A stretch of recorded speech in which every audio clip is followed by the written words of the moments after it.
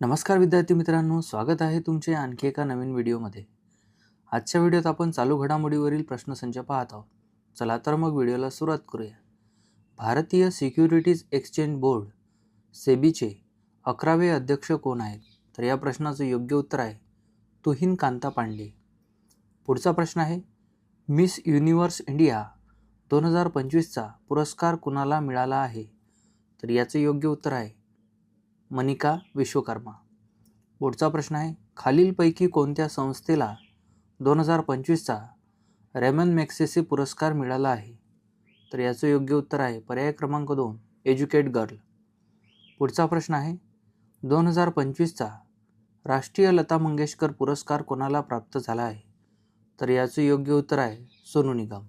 पुढचा प्रश्न आहे, ICC चॅम्पियन ट्रॉफी 2025चा विजेता देश कोणता आहे? तर याचं योग्य उत्तर आहे पर्याय क्रमांक 1 भारत आणि उपविजेता आहे न्यूझीलंड।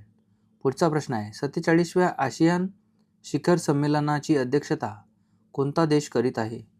तर याचं योग्य उत्तर आहे पर्याय क्रमांक 3 मलेशिया। पुढचा प्रश्न आहे, रेल्वे सुरक्षा बल म्हणजेच RPFची पहिली महिला महानिदेशक म्हणून कोणाची नियुक्ती करण्यात आली आहे?